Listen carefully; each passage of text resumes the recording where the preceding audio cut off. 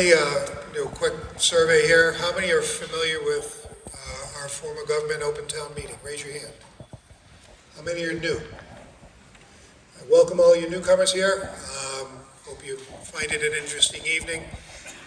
It really is the purest form of democracy, and it's great to see how different people think. If you can shut off your cell phones, silence your cell phones at this time so we're not disruptive. A note for everybody, all discussion happens from a microphone. So there's one back there and there's one up front here. I will recognize you when it's your turn to speak. I alternate microphones, so it might seem a little strange, but I try to get it so that if four people are queued up at the back microphone and one person gets in the front, those four at the back get to speak first. So I try to take you in order as much as I can. You get 2 minutes to speak on the floor. Once you're done speaking, that is the end of your time to speak on that particular subject matter. Voting is by a show of hands, after which I will declare the vote. If necessary, I'll go to a standing vote if I don't think it's a clear vote. My declaration can be questioned by 7 voters. If 7 voters rise, then we would go to a new vote with a standing vote. For standing votes, everybody needs to be in a seat. Once everybody's in a seat, then I will call for the standing vote. The doors will be closed. Nobody can get in, nobody can get out, but you need to be sitting in order to have a standing vote. And once the standing vote comes, there are counters which are around the room, and I'm going to go read their names. Section 1, Jeb Deloche, if you can rise. Section 2, Anne Marie Sacchetti. Section 3, Andy Wenning. Section 4, Kevin Robinson. Section 5, Susan Sloan, which is the bleachers left. Section 6, Cindy Castro, bleachers right. And Section 7 is Terry Wenning. So those people will count you. They'll indicate that your vote has been counted and indicate that you sit down. We will take all of those votes. First we go with the ayes, then we go with the nays, and then we'll tabulate the vote from there. So you can all see what the actual vote is.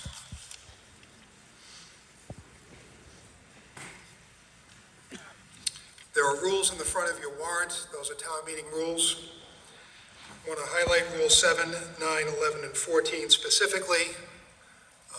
There's a rule for moving the question. If you think that you have heard enough discussion on a particular article and it's been going on for a while, you can move the question. You do need to be at a microphone to move the question. I am not obligated to take your motion. If I think that there's still discussion to be had, I may not accept your motion, but if I accept your motion to move the question, I will immediately go to a vote to see if your moving the question is approved, and if it's approved, then we go to a vote on the article with no further discussion.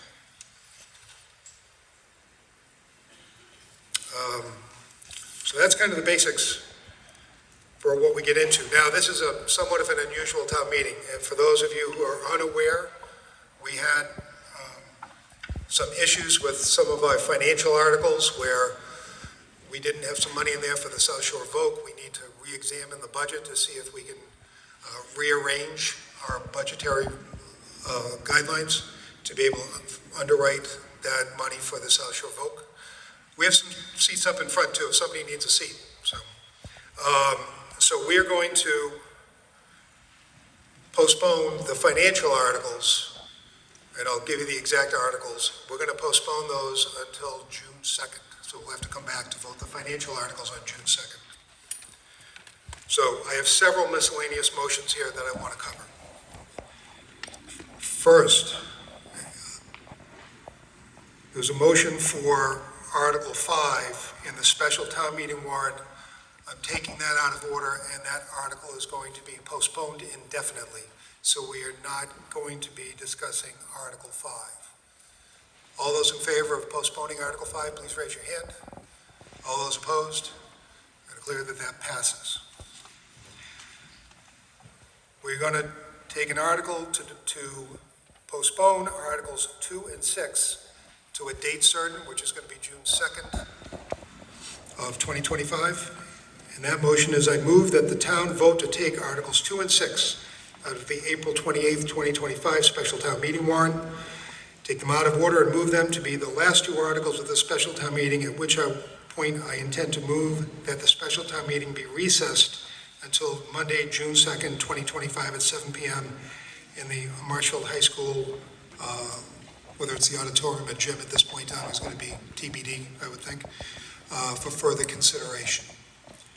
So, all those in favor of taking Article 2 and Article 6 and postponing it to June 2nd, please raise your hand. All those opposed? I see that passes with a majority. Motion number 3.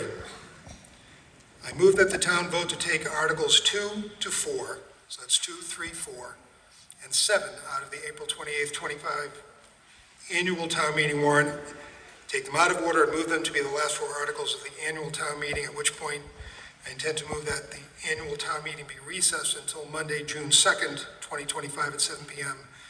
at Marshfield High School. And that, again, those are the financial articles that we need to look at in order to balance the budget. And that's the big point that we have, is we need to balance the budget. So all those in favor of postponing Articles 2, 3, 4, and 7 from the annual town meeting warrant, please raise your hand. All those opposed? I declare that that passes. And I move that, so at the end of the warrant, so once we're all done with what we're doing, then I will make a motion that we postpone the special and the annual town meeting until June 2nd, but we'll do that at the end of what we're doing tonight.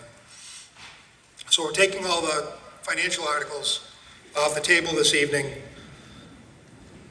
We've got plenty of stuff left to talk about. It would be great, and I think it's possible that we can actually do all the rest of these articles this evening if we sort of stay onto a mission. Now, we do have in the special town meeting warrant, that leaves us about 20 articles. We are linking a number of articles together. So as you all know, or you may not know, we take our articles by lottery when we're outside of the financial articles. So we have our bingo ball drum administered by our town clerk, and we take the numbers as they come up and discuss that article. But we are linking a number of articles because they are similar articles. We are linking Articles 8, 9, 10, and 11 that all have to do with ADUs with the planning board. Articles 13, 14, 15, 16, and 17 are assessor articles. They have to do with different tax relief measures. And Articles 18, 19, 20, 21, 22, and 23 that are all DPW articles. And those will all be linked because it's just going to be easier to have the presenters come up here once and deal with that. So our first article at this point is, what's our first one? Who's up? 11, so it's 8, 9, 10, 11. So 11 was the first, so we're going to start with it. 11 is up, so we're going to start with Article 8.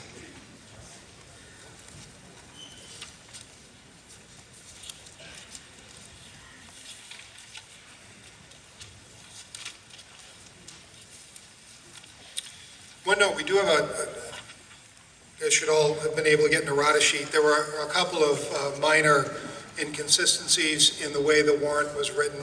This sheet shows you what the errors were and corrects them, so you know what we're actually voting on.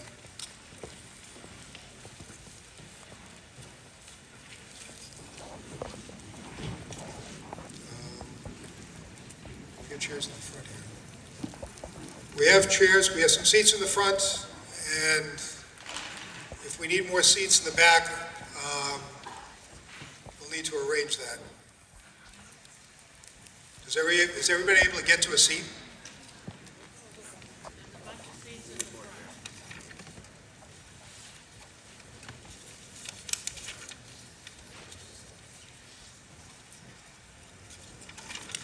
Okay, Article 8. Again, this is our special town meeting warrant. Article 8, now I read a motion. The motion is not necessarily what you see in the warrant. The motion is how the article is being moved for discussion. Article 8, the planning board moves that the town vote to amend the Marshfield Town Code, Division 3 zoning bylaw, Chapter 305 zoning, Article 11, special permit conditions, Chapter 304 dash 1109, residential accessory apartments, and Article 12, special regulations as set forth in Article 8 of the April 28, 25 special town meeting warrant, and that's being presented by the planning board, Mr. Guimond. Thank you. Greg Guimond, Ice House Lane. Next slide. Last year, the state signed into law a new law that allows by right accessory dwelling units statewide. The state has issued the final regulations to assist cities and towns in adjusting their local bylaws with the new accessory dwelling unit law. After last town meeting, a working group was formed by the town administrator. This working group included the select board chair, the planning board and zoning board chairs, town council, town administrator, building commissioner, town planner, conservation commission administrator, and the board of health agent.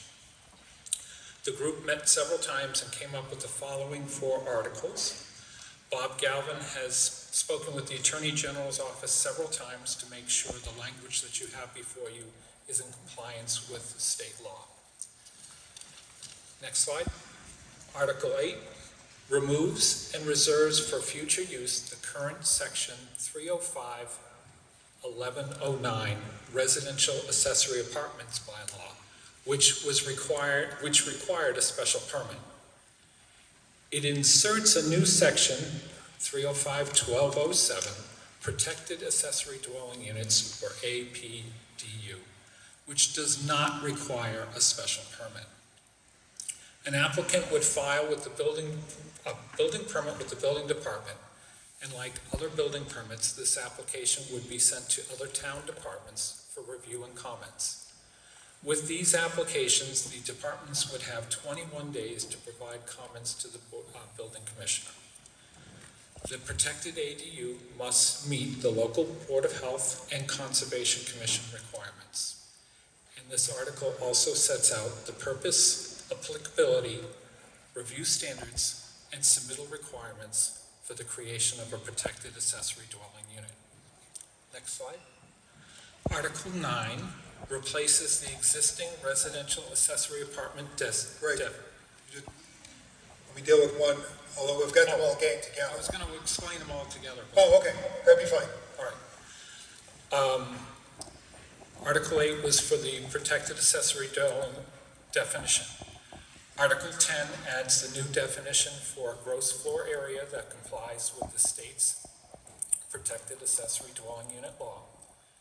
Article 11 removes the existing residential accessory apartment category number 19 in the table of use for accessory uses and replaces it with a new accessory unit number 19 that complies with the state's protected accessory dwelling unit.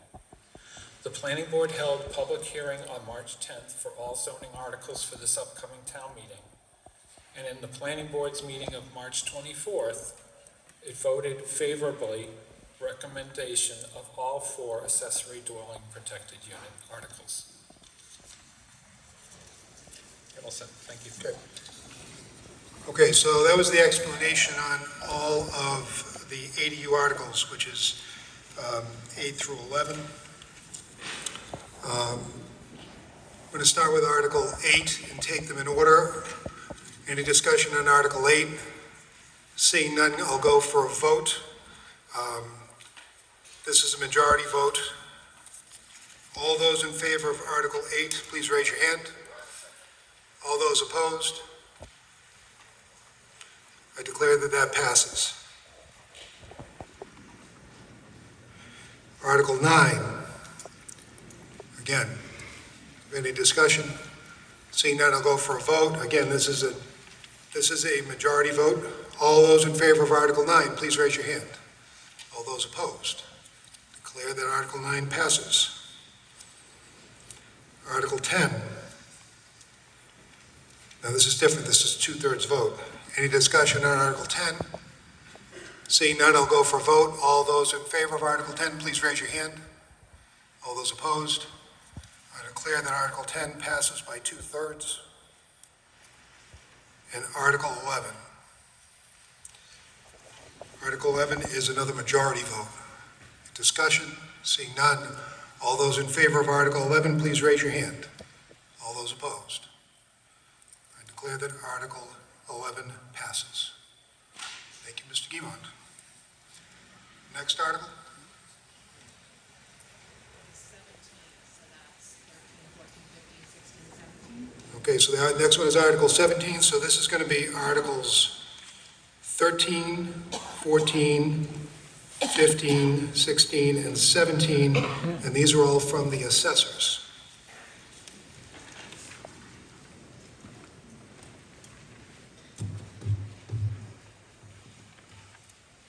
Good evening.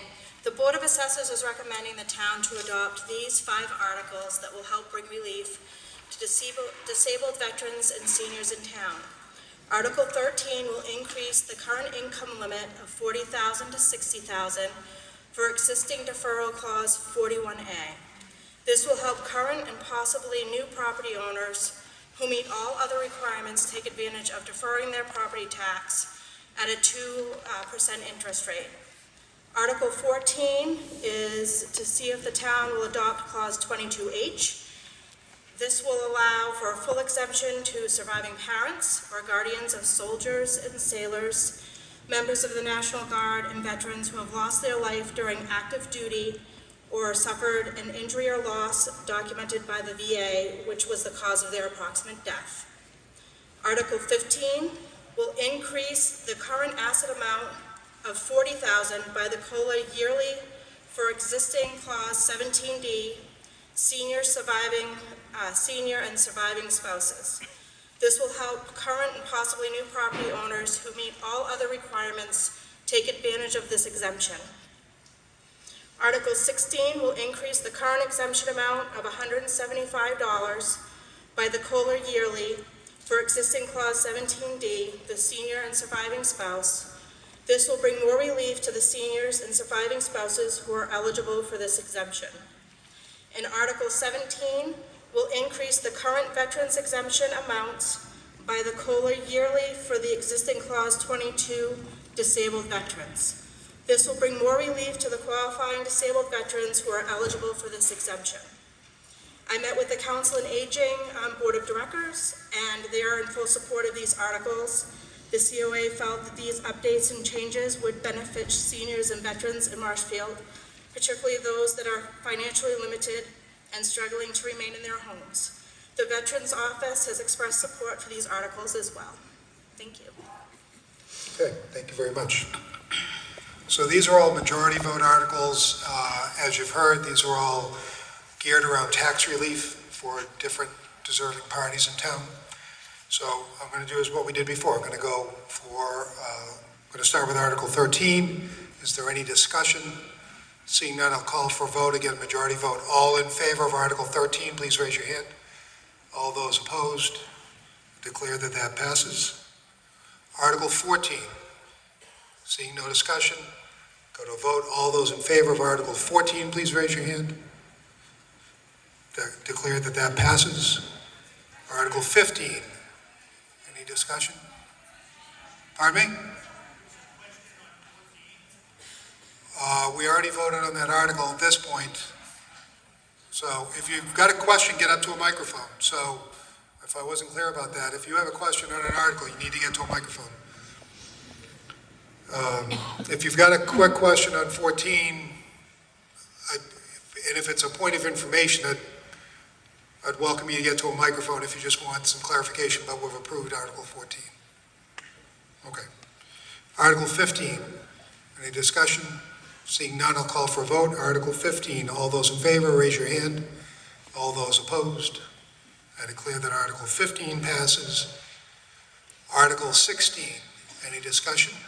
Again, seeing none, all those in favor of Article 16, please raise your hand. And Article 17, any discussion? Seeing none, all those in favor of Article 17, please raise your hand. Thank you. I declare that that passes. And for those in the back who are standing, we're getting some more seating set up. We're going to pull it. Okay, we're going to pull out another set of bleachers. It's going to make a lot of noise. Just like that. So that way everybody that's in the back get into a seat. It's going to be important if we ever go to a standing count. Are we going to get new tellers to count back then? Okay, so we'll let you know who the teller is. But all of you guys that are in the back over there, we do have some seats up front if you want the expensive tickets to the show. I've got orchestra seating up here. Next article is... 22. Next article is number 22. And we're getting into all of our linked articles. Article 22 is a DPW article. That links Articles 18, 19, 20, 21, 22, and 23, and those are all DPW articles. Now in these, because they are slightly different, I'm not sure who's speaking from the DPW on these. We may take these in order to vote them because they are different subject matter for each of these, whereas the other ones were all sort of similar in tone. So I will read the first motion on number 18.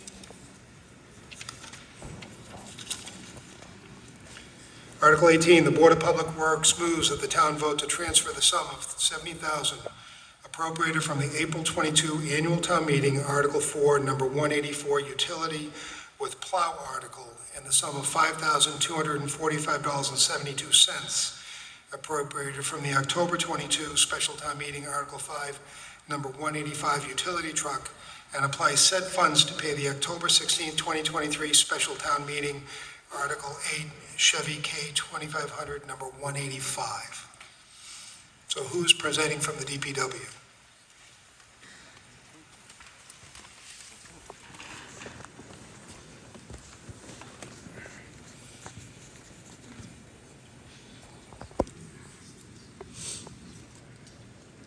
Ken Ryan, DPW engineer.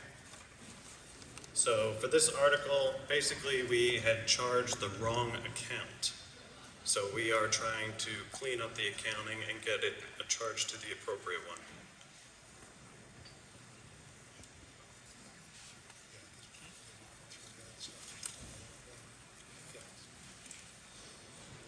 Take that, you all set? Yes. Okay. This is going to be a majority vote when we get to it. For the advisory board, Paul DeCristofaro.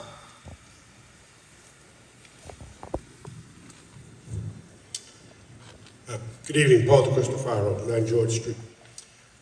Back as Ken said, back in April and October town meetings of 22, there was votes to reappropriate funds originally approved for the purchase of the truck and snowplow, 184. Moved those funds to purchase the vehicle 185, the Chevy 2500. The funds were taken from the wrong account, creating a deficit in those accounts. This was due in part to the complexities encountered during the conversion process of the new Munis financial system, whereas the charter accounts were in transition. As Ken said, it's basically an accounting journal entry. And the advisory board unanimously approved the article. Thank you. Okay. Discussion from the floor on Article 18?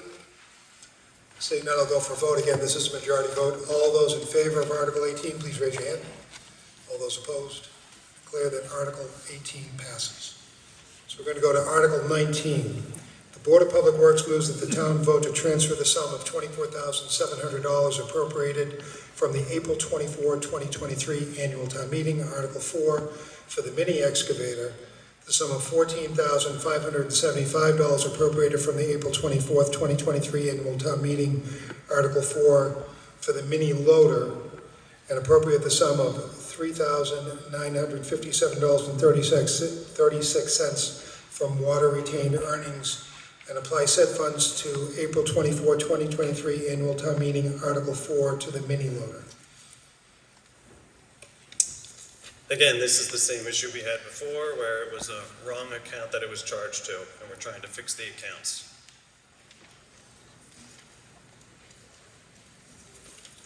Okay. Advisory board, Again, the same as last. 18 and 19 are the same. okay. Again, this is going to be a majority vote.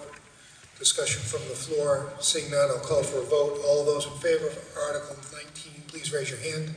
All those opposed? I declare that that passes. Article 20, the Board of Public Works moves that the town vote to transfer the sum of $100,000 from solid waste retained earnings, the sum of $300,000 from wastewater retained earnings, and the sum of $200,000 from water retained earnings to defray costs related to the FY 2025 enterprise budgets. So with this article, we're taking money out of our retained earnings to offset other costs that we have in those enterprise funds.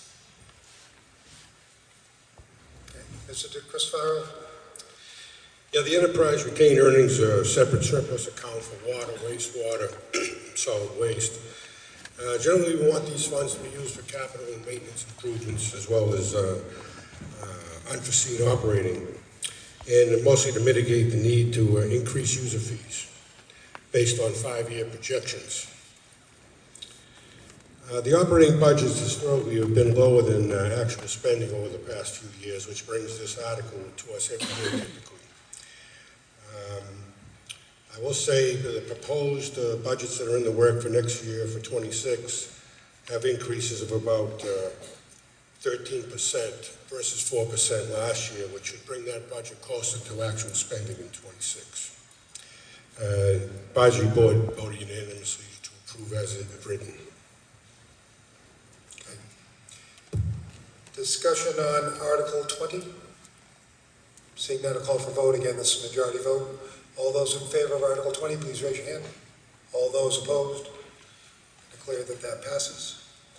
Article 21, the Board of Public Works moves that the town vote to increase the FY 2025 wastewater residual waste appropriation by the sum of $130,000 from $178,606 to $308,606 for additional wastewater residual waste funding, and to meet said expense, transfer the sum from wastewater retained earnings. For this article, our funding for our wastewater residual disposal was underfunded. There's very limited places that we can take that sludge, and therefore, right now, we're looking that we're going to overspend, so we're proposing to take money out of our retained earnings and use that to offset the increased costs. Okay. Advisory board?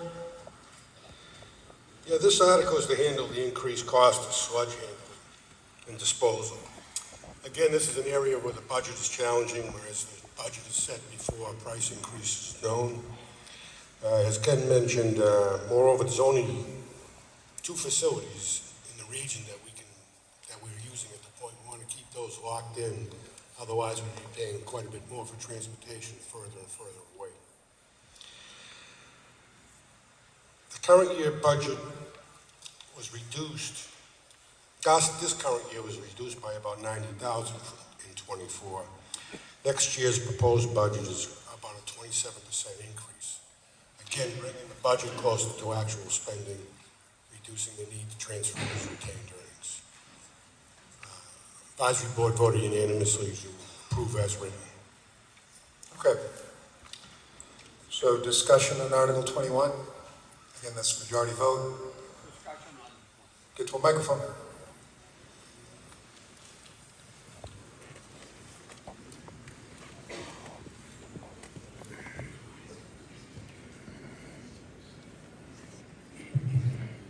Yes, good evening. Martin Query, 38 Ellis Avenue, Wrexham. I do not know if this applies, that we're talking about the water. I'm talking about the hydrants. I don't know if this applies to this article or not. A lot of hydrants around the town of Marshfield are dead on the water or out of service. Do we have a service, gentlemen, that goes around and flushes these lines to put new hydrants in before they become ineffective. I'm not sure that that's actually pertinent to this. It is not. Okay, it's beyond the scope of this article. I don't know whether that's directed to the fire department. I understand it was the water. Flushing hydrants, would that be under fire? I understand it was the water department. Let me finish. Let me do what I'm doing. No, it can also be under water. No, so that would be underwater. That's not what's discussed here. We had a severe fire and leveled the building over 65 years old, and they went for 2 hydrants that did not work over there. Okay, And we're still waiting for the hydrant to be installed, okay? okay, Thank you very much. thank you. If you can take that back and have a discussion with the water, that would be a lovely thing. Okay, thank you. Any other further discussion on Article 21? Okay. If you want to discuss things, please get in line at the microphone. Don't wait until the next speaker's done, just to keep things moving. Steve Leahy, 31 Set Spring Drive, sorry about that. It's okay. Everybody's learning today. One question, was it that the price of accepting the sludge went out, or was it the amount of sludge that we were sending? Can you answer that? It's more about the pricing. Thank you. Okay. Further discussion on Article 21? Seeing none, I'll go for vote. All those in favor of Article 21, it's a majority vote. All those opposed? Declare that Article 21 passes. Article 22. The Board of Public Works moves that the town vote to appropriate the sum of $100,000 for the purpose of replacing the aeration blowers and associated sludge handling equipment at the wastewater treatment facility, and to meet this appropriation, transfer said sum from wastewater retained earnings, said funds to be expended under the direction of the Superintendent of Public Works and the general supervision of the Board of Public Works.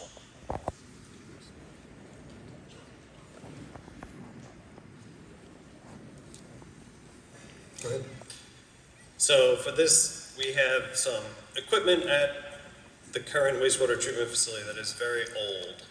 It has been there since the original construction of the facility. So what we're doing is we're looking to replace the old equipment. Okay. Mr. Christopher from the Advisory Board. Yeah, as Ken said, it's 30-year-old equipment. As equipment gets to that age, maintenance becomes more expensive. Spare parts in general for new equipment have gone up almost 50 to 60% over the last few years. Spare parts for 30-year-old equipment are even very tough to even get anymore. So that being said, Advisory Board approved this expenditure unanimously. Okay. It's going to be a majority vote discussion from the floor. Mr. Kelly. No, I think I got my answers right there, thank you. Okay. Further discussion from the floor? Yes, please. Please get up to the microphone.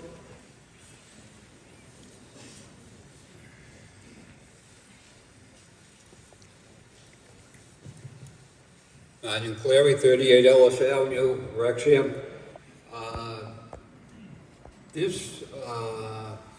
The aeration blowers and associated sludge handling, this is only a little small cog in the world that's going to be coming into effect as we roll over in the transfer pump area. This is money, ladies and gentlemen, that is well spent to get everything done as fast as possible and make a pathway to expend the volume that's going through and the further volume that is voted down the line. I recommend this article. Thank you. Thank you. Further discussion? Seeing none, I'll go to a vote. Again, this is a majority vote. I'll wait for Mr. Cleary to get back to his seat. And there we go. All those in favor of Article 22, please raise your hand. All those opposed? I declare that Article 22 passes. And Article 23, the Board of Public Works moves that the town vote to increase the FY 2025 solid waste budget appropriation by $100,000 from $5,810,286 to $5,910,286 to fund additional solid waste curbside collection expenses in the amount of $50,000 and additional disposal and transportation expenses in the amount of $50,000, with said expenses being deferred by solid waste retains earnings, said funds to be expended on the direction of the Superintendent of Public Works and the general supervision of the Board of Public Works. So this article is directly related to our cost for the collection and the disposal of our recycling and our trash. Okay. Mr. Christopher. Good evening again. This is another area where budget is a challenge. When budget's set, we don't know the final cost of pickup and disposal. We do know that DPW in our meetings, that they track these numbers very accurately every month. So by this time of year, they have a very good feel what it's going to take to finance the rest of the year in these categories. This is always going to, this article comes up every single year. The volume increases. We will continue to have challenges in this area along with many other communities in the country. You know, it was expected that the volume rise during COVID, with everybody being home, was going to level out or even decrease. But fortunately, everybody had a lot of money after COVID, and we bought a lot of Amazon boxes, so our volume continually increased versus leveled out.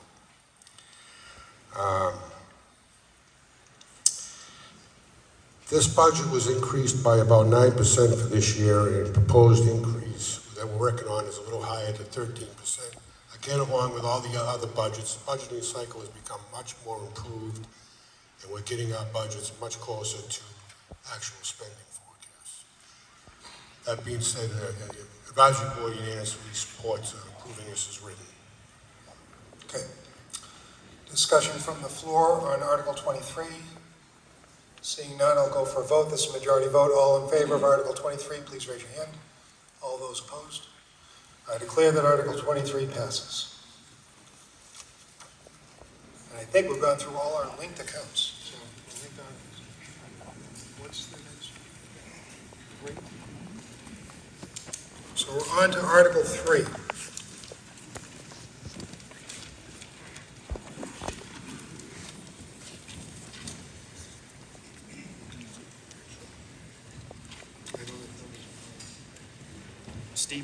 Steve Darcy, Temple Road.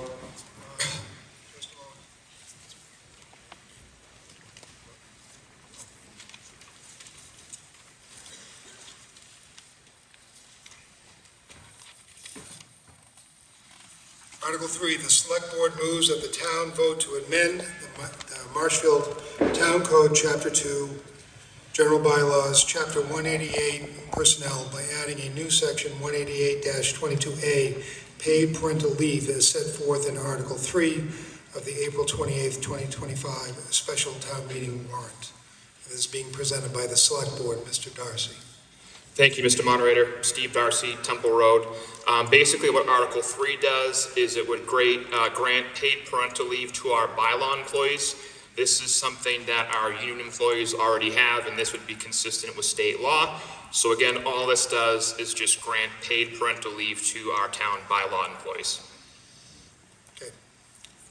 Mr. Christopher, you're the hot man today. Thank you. Not much to add to this. This amendment to the bylaws is to include all employees for parental leave in accordance with state law. Beyond the 10-day period, they can use their accrued vacation and whatnot as pay. The only other area that we discussed in this is there's just sufficient time in this amendment for notice to the town of leave so they can work on a backfilling position as needed, which could happen for this or any other occasion in all organizations. Advisory board agrees to approve this in unanimous. Okay, this is going to be majority vote. Discussion on Article 3. Seeing none, I'll go to a vote. All those in favor of Article 3, please raise your hand. All those opposed? I declare that Article 3 passes. We're on to Article 24.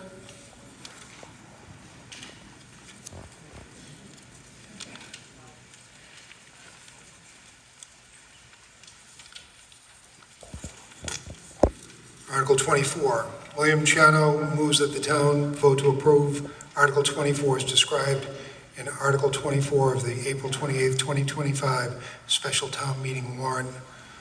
Mr. Chiano.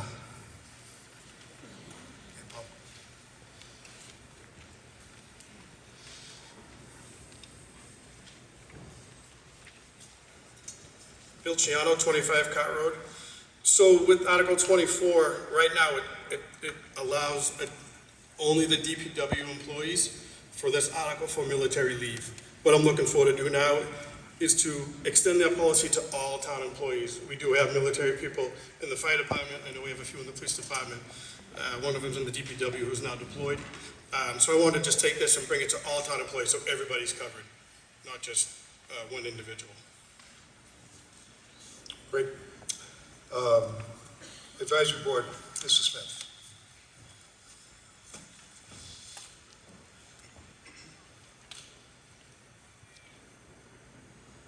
Rick Smith, Telegraph Hill Road.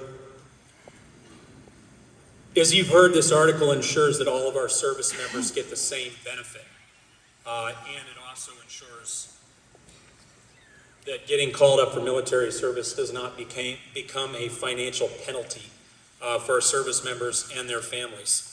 Additional costs that could be realized by the town would be only in the event that a service member is called to duty for an extended period of time and the town has to hire temporary or overtime help to cover that person's duties within the town, which in essence already happens. The article does not pay service members above and beyond what they would have made with the town. It just simply ensures that they don't suffer financial hardship through a pay decrease as a result of serving their country. The advisory board supports this article as written unanimously, encourages the town to vote in its favor. Great. Discussion from the floor. This is a majority vote. Gentleman at the front microphone. Mr. Moderator, Mr. Moderator. Don Gibson, 815 Union Street. Does this apply equally to bylaw employees? Yes, sir. Town council says yes. All right, so that's very important, I think, and I'm glad you're doing that as well. Thank you. Thank you. Okay. See no further discussion. I'll go to a vote. Again, a majority vote. All those in favor of Article 24? All those opposed? Declare that that passes unanimously. Thank you. Thank you, Bill, for bringing this up.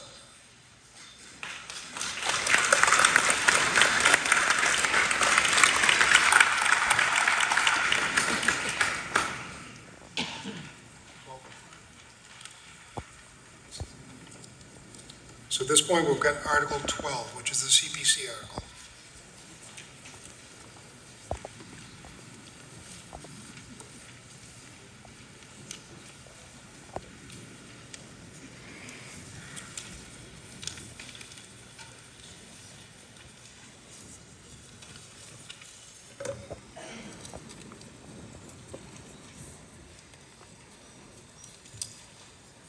So there are multiple motions in this, because each different project has its own motion under the CPC articles.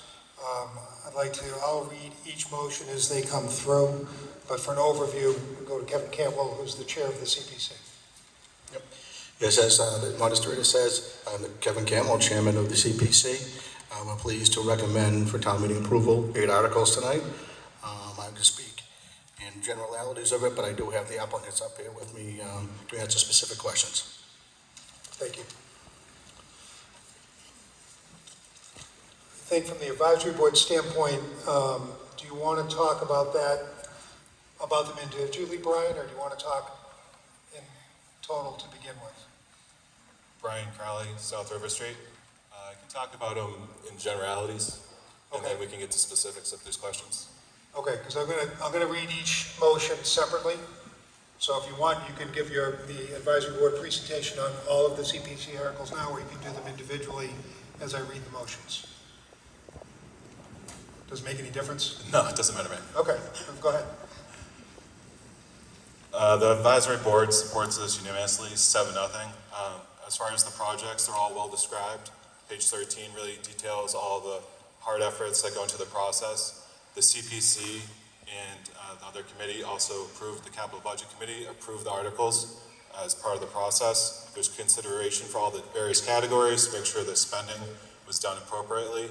There's sufficient funds across all the board of open space, rec, housing, and all the other considerations. The amount was approved unanimously by the board for each of the items, including, for the various categories. Okay, great, thank you. Do you have a general comment, or are we going to start reading motions? Just waiting for one of the articles. Okay. Mr. Moderator. Motion 1, the Community Preservation Committee moves pursuant to Chapter 44B of the Massachusetts General Laws that the town vote to appropriate the sum of $89,500 to fund safety upgrades to the Daniel Webster Estate as described in Article 12, Item 1 of the April 28, 2025 Special Town Meeting warrant, and to meet this appropriation, transfer said sum from CPC Historic Reserve Funds, said funds to be expended under the direction of the Community Preservation Committee and Facilities Director. So is there anyone to speak on that particular? Yes, actually, Jim, Fred Russell is here, items 1 and 2. Okay. So Freddie, come up and speak to specifics. Mr. Russell, do you want to speak to this?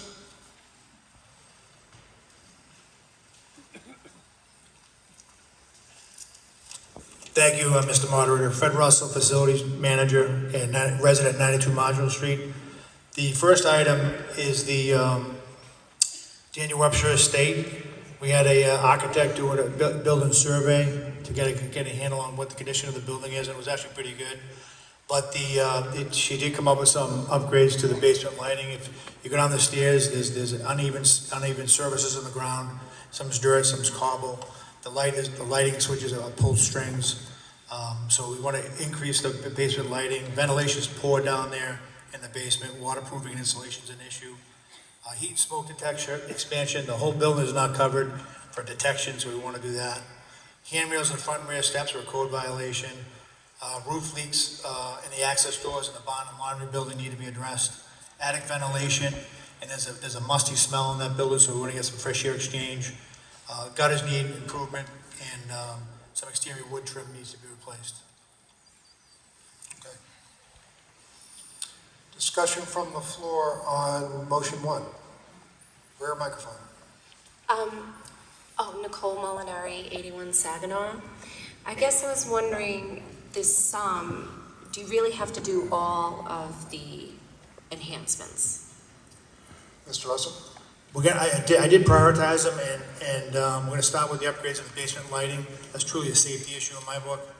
You have the Daniel Webster State Fund. Barbara Kearney does an excellent job down there, so we're going to make sure that the basement lighting is good. You go down there and you have to stand on a chair or get a ladder to pull the string, so that's going to go away. So I actually, they're listed, I'm going to take care of one, go to the next, take care of the next, and move forward. Further discussion on motion 1? Hi, Joe Pasevich, Wilson Road. For the purpose of this particular item and for a couple of the other ones, what's the role of the capital committee? None. This doesn't fall into capital budget's auspices. Because it is CPA? Because the CPC article. We've never had a capital opinion on CPC articles. Can I get an opinion? Is that a part of the statute?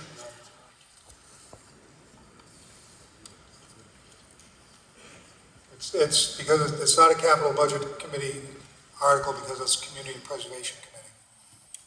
Okay. Well, if that's, okay, thank you. Okay. Speaking Article 1. Tina Shea, Cariswell Street. Why do you need lights in the basement? I couldn't hear what you said. Why do you need lights in the basement? There's storage down there, there's mechanical equipment down there, the hot water tanks down there. They have they keep some decorations down there as well. So you need light switches instead of a pull chain? Can't you just make the string longer? No, when you first walk down the stairs from the kitchen, the light doesn't even work from the stairs. So you have to go down the bottom of the stairs, turn the light on. So It's definitely, it's a code violation. Is this building rented out? Like, can Mr. residents Russell, rent this building out? just make sure it goes through me when we get into the discussion. So you can answer the question. Is that building rented out or? Yes, that building is rented out. And where do those funds go?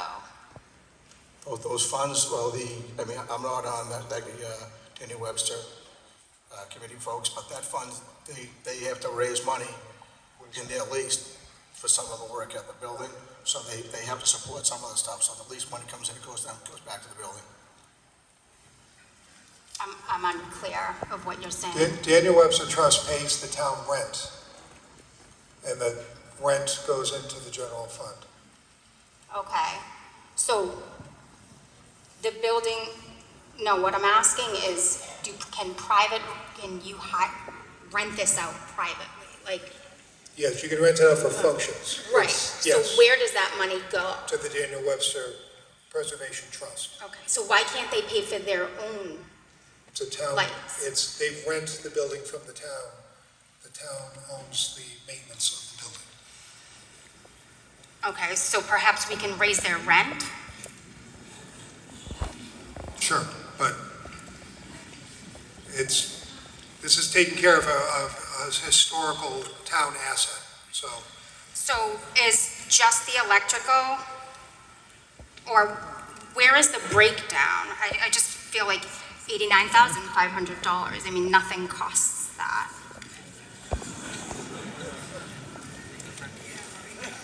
I mean, Can you give an answer to that one? I can give an answer to that. The basement lighting, ventilation, waterproofing installation is estimated to be about $30,000.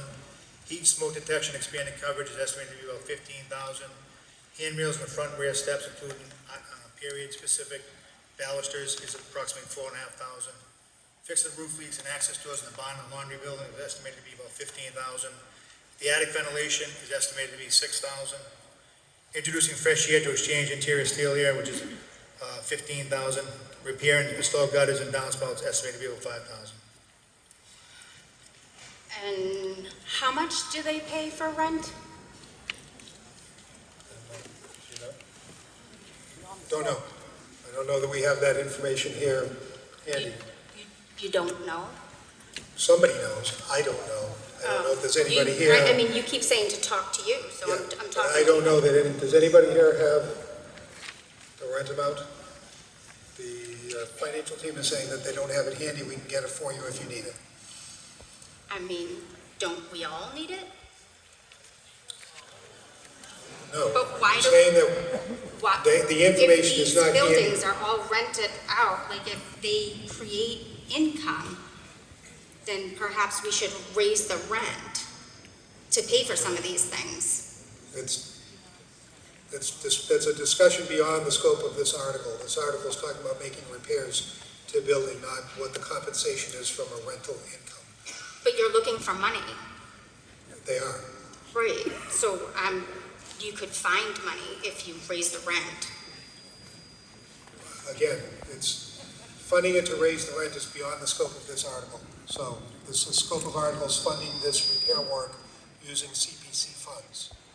So I understand what you're saying. It's just, town meeting is not a place where we can decide to raise the rent on the Daniel Webster estate. Front microphone. Martin Clary, 38 Ellis Avenue, Marshville, Wrexham District.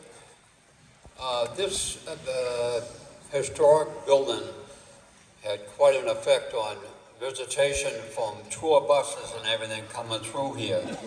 I believe it's still carrying on. As far as the upkeep of the building itself, the electrical design,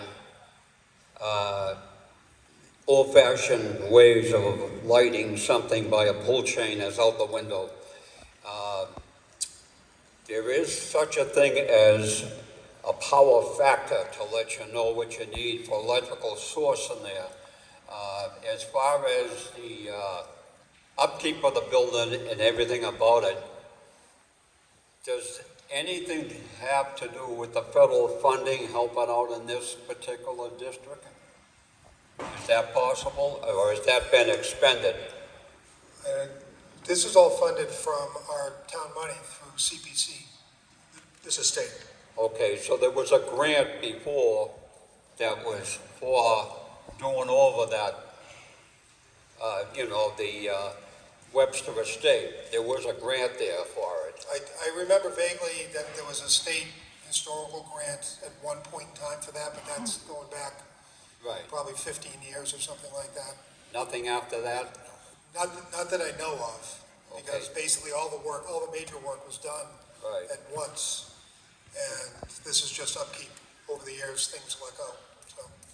Okay, but if there's any other electrical work to be done, I think you should pull a power factor before you get to that building and make sure you have the ample amount of electricity going in there.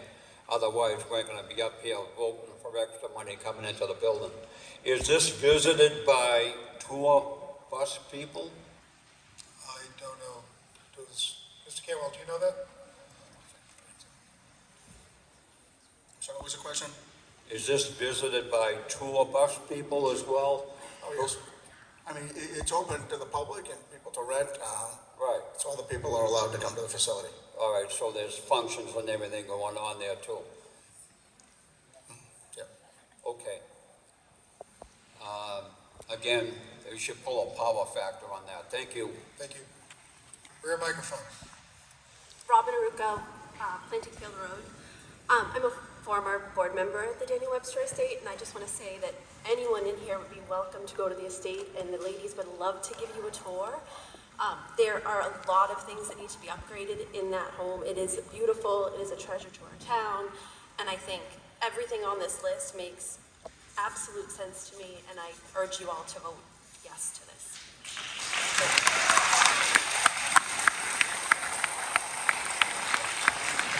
Not a big fan of clapping, because it slows us down, so we can kind of keep the thing rolling. Seeing no further discussion, I'll go to a vote on motion 1. This is a majority vote. All those in favor of motion 1 of Article 12, please raise your hand. All those opposed? I declare that motion 1 passes. Motion 2. The Community Preservation Committee moves pursuant to Chapter 44B of the Massachusetts General Laws that the town vote to appropriate the sum of $71,600 to fund a new roof at the historic Marshall Hills Fire Station as described in Article 12, Item 2 of the April 28th, 2025 Special Town Meeting warrant, and to meet this appropriation, transfer said sum from CPC Historic Reserve Funds and said funds being expended under the direction of the Community Preservation Committee and the Facilities Director. Give us a little background. Yes, Mr. Moderator, once again, Fred Russell, the Facilities Manager, can explain. It's a town-owned building. Freddie can explain a little bit more and answer your questions. Thank you. The Hills Fire Station was called the North School at its current location, 229 Old Main Street. The North School was built in 1838 as a two-room grammar school. In 1889, the first Marshall High School classes were added. In 1895, the high school classes moved to the Seth Ventris building. The North School continued as a grammar school until 1951. In 1954, the fire station from Gar Hall, 157 Old Main Street, was relocated to the site, the current site. That was from Marshfield, a town of villages. This roof is old, the asphalt shingles are brittle, they've exceeded their useful life cycle. We're dealing every high wind event, we're finding shingles in the front apron area, in the back playground, and it's time to replace it. Okay. Discussion from the floor. Seeing none, I'll go for a vote. This is a majority vote. All those in favor of motion 2 of Article 12, please raise your hand. All those opposed? Declare that motion 2 passes. Motion 3. The Community Preservation Committee moves that pursuant to Chapter 44B of the Massachusetts General Laws, that the town vote to appropriate the sum of $150,000 to fund the preservation of a chimney at the historic Winslow House as described in Article 12, Item 3 of the April 28, 2025 Special Town Meeting warrant, and to meet this appropriation, transfer said sum from CPC Historic Reserve Funds and said funds being expended under the direction of the Community Preservation Committee. Thank you, Mr. Moderator. I'm not sure if anyone's here from the Winslow. Ms. Allen or anyone here to Alan, come on up. Alan can give you a little bit more information on this. The Winslow House is looking for $150,000. The chimney's in dire need of preservation and rehabilitation to prevent collapse. Alan, you come up front. Of course. Right next to me. It's all right. You'll cut it. Alan Bates, 526 Pine Street. I'm the building and grounds manager, also a board member at the historic Winslow House. I am here on behalf of the Winslow House, which is located at the corner of Webster and Caswell Street. Last year, during a renovation of and restoration of the fireplace boxes inside, we found the main chimney behind the parlor wall is failing. It contains 6 fireplaces.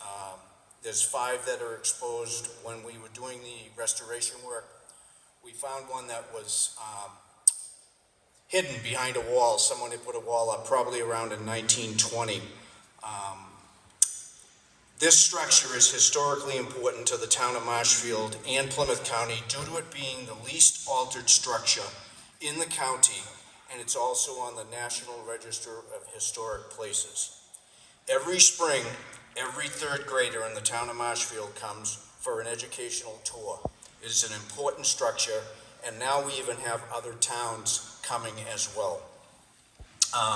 We also do special events and functions throughout the year, like weddings, family gatherings, and educational programs for the Marshfield community. We approached the CPC committee for assistance in funding this project. We are contributing $25,000 towards the restoration, and we asked for $150,000 from the CPC for a total of $175,000 for the total project. The chimney is massive in this house. After much consideration, the CPC committee approved this article. We are here tonight to ask the citizens of Marshfield also to approve and support this historic structure. Discussion from the floor. Steve Lynch, 50 Central Street. So before I even start, I'm going to say I'm going to vote for this article, but I have some serious reservations about how it's being done. So first off, I'm going to ask some questions I already know the answer to. The town of Marshall own the Winslow House? No. No, it's owned by private society, correct? Pardon me? It's owned by a private society, right? Yes. A non-profit, okay. And they make money by renting out the space, correct? Yes. There's income coming So, and I believe it's a historic place that is an asset to the town of Marshfield. That's why I'm gonna vote for this. But I don't like the way it's done. We're back to the same thing. Appropriating money for a job where the person who's gonna get the job knows what money he can charge us. We should have a rigid bidding process for things like this, where the contractor doesn't step in, and how many contractors are certified to do a historic fireplace? Not many, right? So they know that they're getting the job, they know we appropriated $150,000, so they're gonna charge us that no matter what. We need rigid bidding processes. And I believe that maybe a better way to do this would be to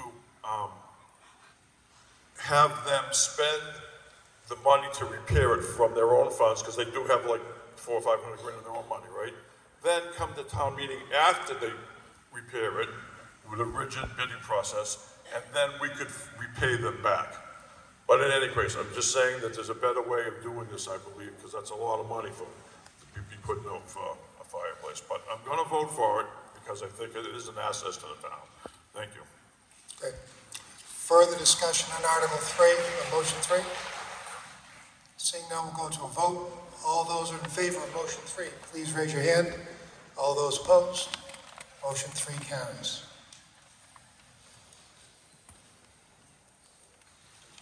Motion 4, CPC committee moves pursuant to Chapter 44B of the Massachusetts General Laws that the town vote to appropriate the sum of $750,000 to fund ADA compliant upgrades at town-owned ball fields, playgrounds, and/or recreation areas as described in Article 12, Item 4 of the April 28th, 2025 special town meeting warrant, and to meet this appropriation, transfer the sum of $197,302.96 from CPC Open Space Recreation Reserve Fund and the sum of $552,697.34 from the CPC Undesignated Reserve Fund, said funds being expended under the direction of the Board of Public Works and the general supervision of the Board of Public Works, the Superintendent of Schools, and the General Superintendent of the School Committee, the Select Board, and the Recreation Department. A lot of people got their fingers on this one. Mr. Cantwell, can you give us some background? Yes, sir. As many folks know, there was a study done by a group, and they found there were a lot of deficiencies in the playgrounds in the town. This money is going forward to try to address some of the concerns. This money will be used for 5 schools to replace the wood chip cover, elementary schools with poured-in-place rubberized flooring, fell zone surface to comply with new ADA requirements. I know Sean Patterson is not here. I believe Ken Ryan can come up and speak a little bit if there are specific questions on this. The CPC did meet, obviously, just so folks know, we meet with all the applicants multiple times from September through December or January. We vet out the proposals. If there's questions, they come back and answer. Some of them may be straightforward. Some of the proposals here will take a little bit more work to do. But we do meet with all, we meet the first Wednesday of every month. If anyone's interested in coming to the meetings, or if you have questions after the meeting, reach out to me. Ken, are you around? I don't have any additional information on that. All right, well, I guess I'll answer what I can. Okay. Discussion from the floor. Tom Whelan, Old Main Street. Kevin, it's ADA. How long is it going to take to make these upgrades? Do you have a timetable for them? It's going to take 6 months, 3 months, or a year, or 2? I mean, I believe that the plan is to get these done within the year. This part of it is within the year. They're going to prioritize the schools, obviously. Like they did have, if people wanted, I know the survey was done on town, or the thing they wrote up, so folks can look at that. The DPW, I have full faith in Sean and his staff, and the DPW will manage as well and take care of it as soon as I can. Is it going to go out to public bid, or is it going to be done in the town? I'm not going to speak for the DPW, but that's, I'm sure they will have meetings on it. They'll meet with folks and reach out with the schools and the PTOs and stuff and work with them to get it done. Okay, thank you. Mr. Kelly. Eric Kelly, Peterson Path. I'm all for getting the playgrounds taken care of in regards to meeting the ADA requirements, but I do have concerns with making all the playgrounds poured in place. And I've talked to quite a few people, do prefer the playground mulch that is in place. So I'd like to see if we can meet somewhere in the middle in regards to this. So there's a whole bunch of people involved in this, so I'd like to know how this process is going to go in regards to the Community Preservation Committee, the Department of Public Works, the Select Board, the School Department, Recreation Department to get together and discuss this as a group before we go forward with it. Can anybody answer that? Jim, can I allow the building? Yeah. Andrew Stewart, Building Commissioner. Andrew Stewart, Building Commissioner, Highland Street. So the DPW did a survey on the safety aspect of the playgrounds. I then got a request for enforcement from some concerned mothers in Marshfield. They have children who attend schools that cannot use the playgrounds, okay? It's a very serious issue for some of the mothers and their the parents and their children in this town, that they cannot even play with their friends on these playgrounds. And this is starting at the Garantino Early Education Center. We have somebody there who has cerebral palsy and can't go out on the mulch. It's not just about wheeling something through the mulch. They have physical disabilities that prevent them from walking on the mulch. You are required under the ADA and the AAB, which is Massachusetts Accessibility Standards, to have a flat surface, a smooth walking surface on any of these things so that people can access any aspect of any playground equipment, just to even get over there and be with their friends while their friends play on a piece of equipment that they may not be able to actually use, but they can be there next to their friends. So that's the intent of doing this. So I was asked with a request for enforcement to address this. I am responsible for the enforcement of 521 CMR, which is the AAB, the Accessibility Access Board for Massachusetts. I'm responsible for enforcing that. I'm also trained as a community access monitor. So I did the study. I went around to every single playground in Marshfield, all the schools, all the public facilities, and I identified all of the deficiencies in the accessibility aspects of all these places. So I have that study available for anybody who wants to see it. And I can tell you right now that wood chips are not accessible. They are not an accessible surface for handicap accessibility. So you have to provide an accessible route. The rest of the playground, the open areas can certainly be mulch and wood chips. But you have to have an accessible route and the surface has to be smooth. So, all right, so you're saying a route. Now you're saying that, at first you were saying that the whole playground needs to be poured in place. Now it's just the route and you can't have wood chips in place. So, but getting back to my original question on this, like I said, I have concerns with it. I would like to see if we can meet in the middle, which obviously it sounds like from Andrew that we can, that there are many groups involved in this. So I would like to have a discussion amongst all these groups to see what the plans are. Because not everybody's in favor of poured in place. Okay? So, can anybody answer that question? Between the select board, the Community Preservation Committee, the Department of Public Works, School Department, Recreation Department, all of us are involved in this. I'd like to have an open discussion with the public in regards to how we go about this. So is there a plan in place to do that before we even commence work on this? Gentlemen, do you have a response? I mean, I would say, I'm not going to speak for other folks, but there are people, like you mentioned, like 5 different groups. I'm sure they'll get together. They haven't gone out and put the plan yet. It's not carved in stone, so I'm sure they would get together. I mean, I'm not in that group. CPC is like the gatekeeper. The applications come in, we bring them to town meeting for their approval. I'm sure Andrew will meet with all those groups and get it done. Well, let's put it this way. I imagine there's at least some people here from these groups. Would it be out of line, Mr. Fitzgerald, to ask them, see if they would be interested in meeting as a group on this? Pardon me? I am sure there's at least 1 or 2 people from these committees or groups in the auditorium. I would like to see if they would be interested in making sure that we all meet to discuss before this work goes through. Yeah, I know that Mr. Patterson from the DPW is not here today. So I'm answering, what's your point of order?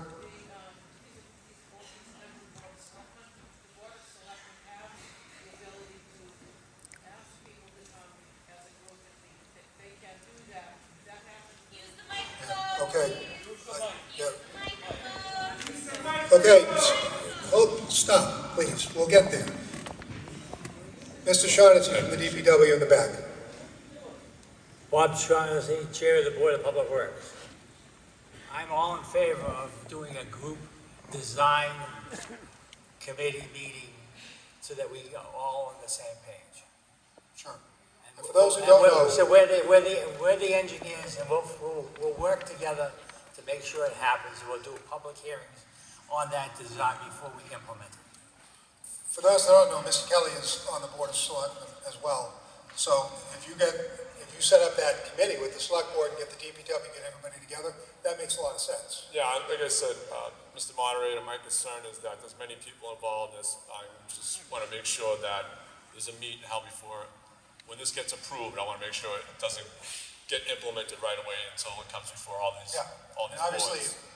Mr. Stewart's bringing up the things that are code required, so you Yes, don't really get. we can all go through all that. But you go through the code requirement stuff, get everybody sitting at the same table, decide how that's gonna happen, and that would be a great thing to pull together. Yes, it would be a great thing. Okay. And we'll pull the engineering design plans and put them on the web and ask for comments from the public. Right, okay, thank you. Rear microphone. Michael Wolf, Union Street. Mr. Moderator, I have two questions. Neither has to do with the substance of these particular motions. Three of them deal with upgrading ball fields. And that seems to me legitimate and appropriate and ought to be part of the regular budget process for the boards in town or committees that are responsible for those properties, whether they're schools or afterwards. So it'd be helpful for me, and I suspect for others here, to review why is it that we're using Community Preservation Act funds to upgrade and maintain town properties? But that would have to be brought up as a separate initiative. This is specifically for the playgrounds. I commend you for bringing up these other issues that could be out there. Somebody needs to bring that up, but that's beyond the scope of this particular article. It's beyond the scope for me to ask why we're using these funds instead of others. No, you can ask why we're using this, but for using it, if you're talking about using it on a different ball fields or unless I'm misunderstanding No, I your think question. yes. You want me to take My question is, why is we not having funds to upgrade these ball fields as part of school or DPW budgets on a regular basis?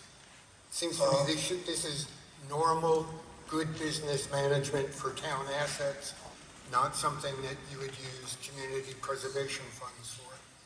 It could be, but this was brought up through CPC funds. So other improvements could happen through other means. There are CPC funds that are available for recreation, for open space, for historic, for affordable housing. Those monies are available, they're appropriated by the town for these functions. And so these people, this group that got this together, put the initiative forward to use these funds for doing these ADA upgrades at the playgrounds. Okay. My second question is,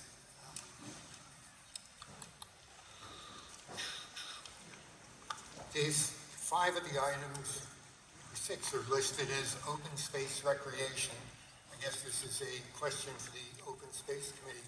How is it that we come up with a full program of uses of those funds and none are for open space, as far as it appears to me? Do you want me to answer that, Jim? Yeah, you can answer. I mean, open space includes, there's three categories of CPC, okay? Open space, historical, and affordable housing. I don't know, probably 10, 12 years ago, they had open space includes recreation, okay? Open space we bought a lot of good property in town with open space money. Right now, there's no articles in front of us to buy property. There could be some coming up down the road. So open space and recreation is out of one bucket of money. So does that answer your question, sir? Got it. Thank you.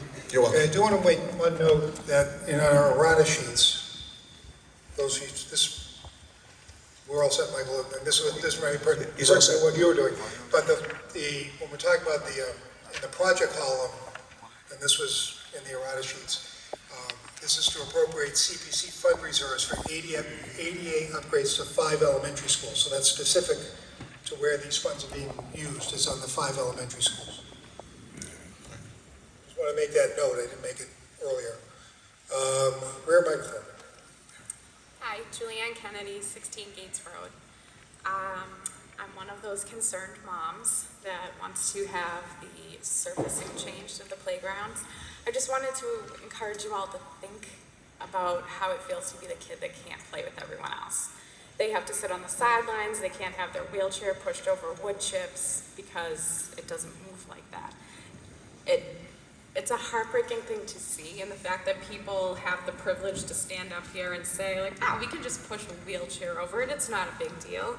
They don't know. They haven't had to experience that. So I really encourage everybody to sit back and think, like, how would you feel if this was your kid or your grandchild and is not able to play with everybody else? So. Thank you.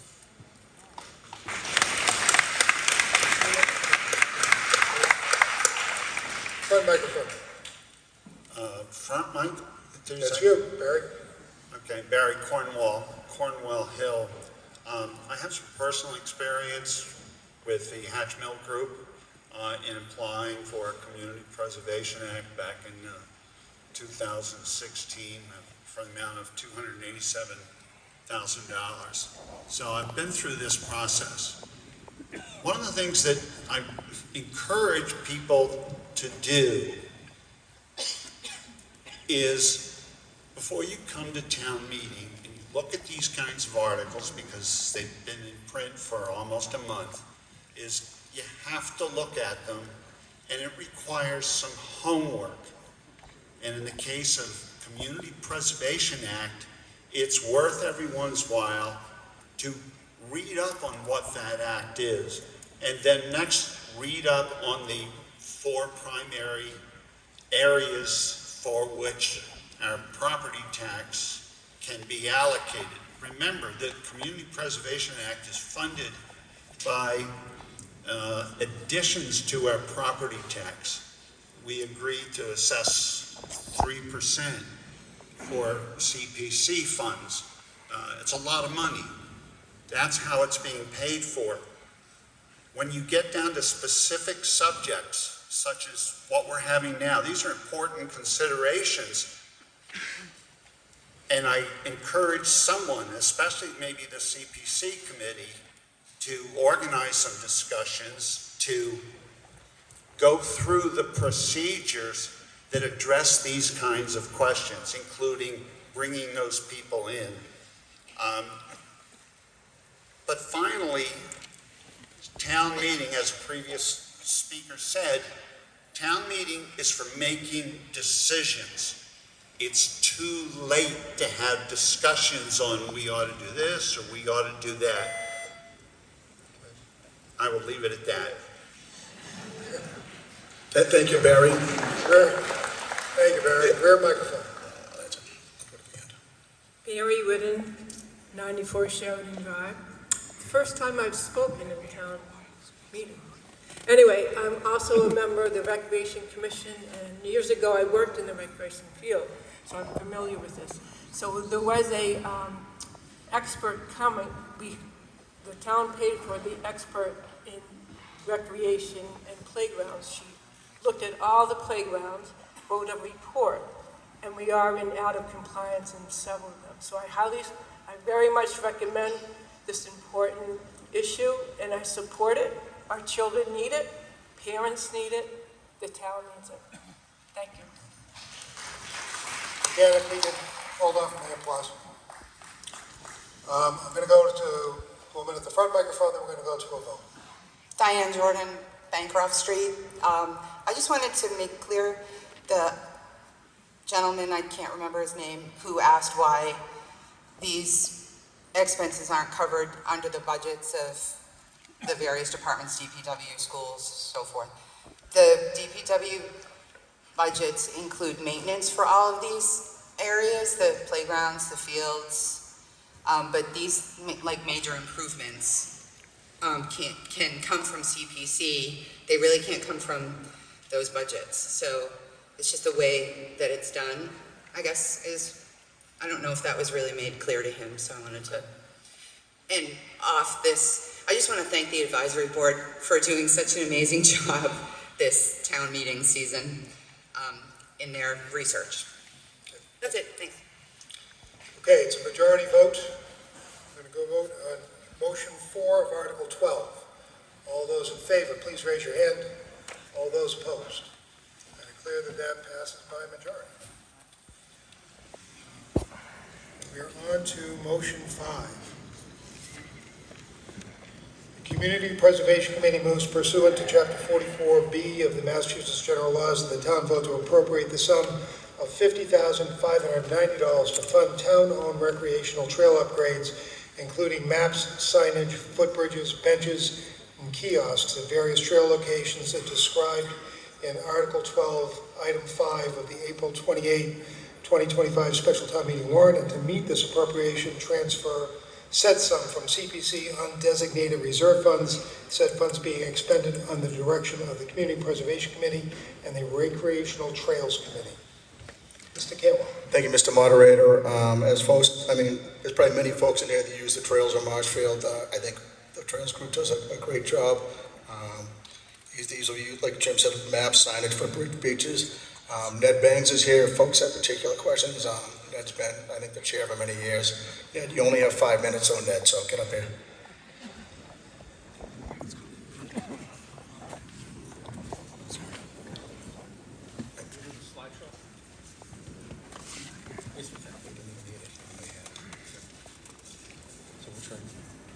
Hi, Ned Bangs, 210 Woodlawn Circle, Marshfield, current chair of the Recreation Trails Committee. The slideshow that you'll see as it goes by depicts a typical Tuesday. We have our volunteers on Tuesdays, and we hit a different trail each week. We also work with the high school building construction class, so you'll see some picnic benches, some wooden kiosks out there, as well as very successful trail benches. The high school students under the direction of Tom Grillen, it's been a really nice partnership with them. And be happy to, did you go through the slides? Yeah. So there's some slides there, we have about 15 of them, and if anyone has any questions, I'd be glad to answer them. Okay. Again, this is going to be majority vote. Discussion from the floor. Seeing none, I'll go to a vote. All those in favor of Article 5, please raise your hand. All those opposed? I declare that Article 5 passes.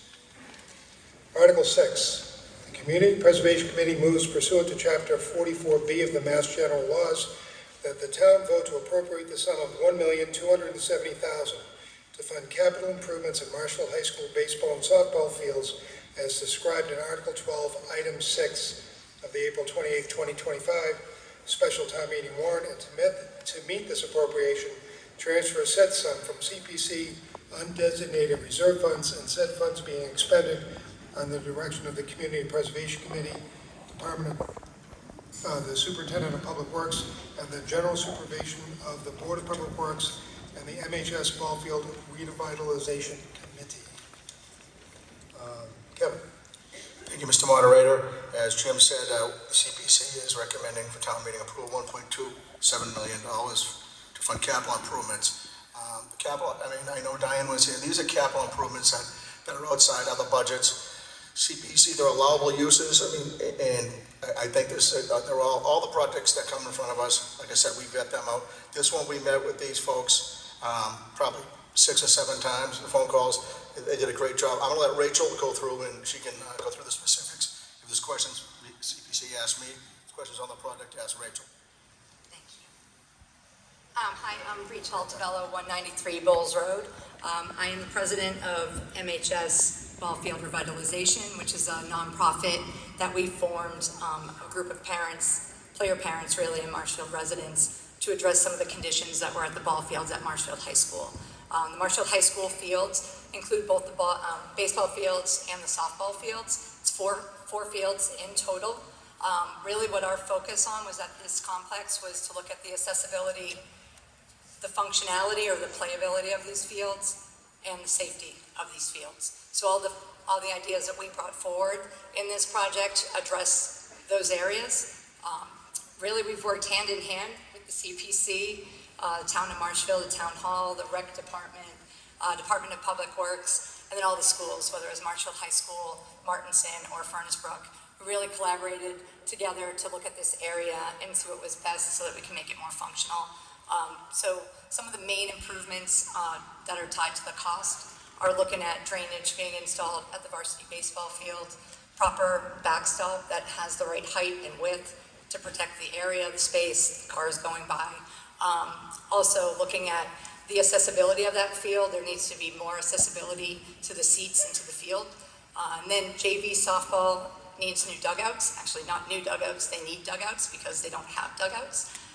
And then there's also batting cages that are needed to protect the players as they warm up, pitchers as they warm up. Varsity baseball has it now, but it's in an area that needs to be addressed. So we're putting a new batting cage in there. and then varsity softball will get one as well. Varsity softball has a bit of an extended outfield, so we're bringing that fence in to meet more of the game regulations. And then all of these infields will be scraped and rebuilt. They've been in play for over 10 years. They're grass fields. They need attention, they need grooming, they need shape. So all of that will be addressed in this project for all 4 fields, where we'll bring in new mix into the baselines that will be safe, permeable, and aid to the function of these fields. So I want to thank everyone that's been part of this. It's been great. You know, we can look past, we've been living with these fields for a long time, but we really want to look forward. We really would appreciate your favor in this vote. All right, I'm jumping in for Mr. Fitzgerald. Speaker at the first microphone. Thank you very much, Mr. Moderator, I think. Jump right. Sean Costello, Winslow Street. I'm also the chair of the school committee. As the member of the Board of Public Works explained earlier, the school does not oversee the funding or maintenance of ball fields or playgrounds. That is the DPW. But that being said, the school committee did feel it was important to take a vote to send a letter of support for this project, which we did vote for unanimously. I wanted folks to know that the school committee is in full support of this project. It's very good for our students, and we want to say thank you to Ms. Altobello and everybody who volunteered to make this a reality. Thank you very much. Dan, please. Mr. Lynch. Steve Lynch, 50 Central Street. So, a CPC article that I can enthusiastically endorse, that I'm going to vote for. However, again, I have some things I'd like to say about it. The prior speaker about the money coming from a different location, okay, so it doesn't come from maintenance, because it's not maintenance, it's capital expenditure, but there are other places that it probably should come from instead, like, you know, capital budget or whatever. But anyway, I'm going to vote for it. We have $7 million sitting in the CPC account doing nothing. Tax dollars, this is a great article. The reason I believe it's a great article is because, one, I am a huge baseball fan. And secondly, our kids stay at home with their phones and their computers in their rooms. Anything to change their lifestyle, to get them out active, playing baseball, team sports, everything about it is great. So I am completely in favor of this. But I do have a couple of reservations about the length, the scope of the article. And Kevin knows this, I've talked to him. So it's too late now, but I would hope that the proposers of this article will come back next year with a proposal for lights. You know, we should make it so these fields can be utilized to the full extent, and putting lights on them is what is needed, so you can use them at night also, especially in the summer when it's really hot. And then if you have more than a different set of groups of teams that want to play, they can be scheduled during the day and then at night also. And there's $7 million sitting in this account that we've been charged extra on our taxes. Get the money now while you can to do this, because next year, I think this fund is something that we can allow the taxpayers of Marshfield to finally get a tax break, because municipal government is becoming unsustainable. I think we should move from 3% to 1%. And I believe that we have so much more money coming in that we have plenty to do what we need to do with this money. So I'm going to vote for this. I'm all for it. Come back next year. I'm going to vote for lights. Thank you. Dan, please. Your microphone. My name is Lou Merloni, Quail Run. I just want to talk about baseball in the Northeast, how hard it is to begin with. You know, the spring season starts March 17th, and the gym you're in right now is where tryouts are held because the fields are unplayable. I can speak to the baseball fields. This is the net that everybody hits in, and because you're indoors, you can't even use baseballs. You have to use foam baseballs to play catch, and that's because those fields are unplayable. Quite frankly, they're a mess.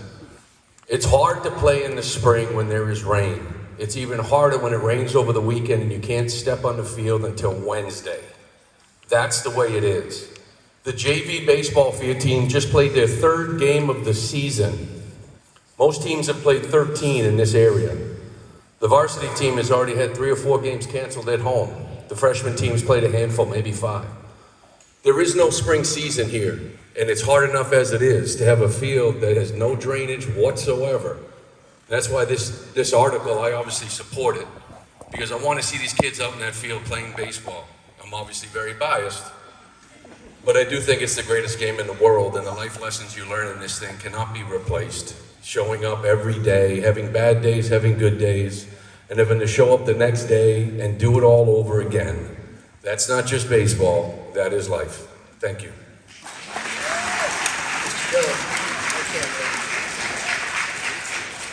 Eric Kelly, Peterson Path. So, remember Rachel and the group coming before the select board to support this, and I met quite a few of them a couple of days later afterwards to get at the ball fields to get an idea what they're talking about, and I do fully support this. I know there's one thing I mentioned to the group was that I do support it, but I would like to know that we're going to have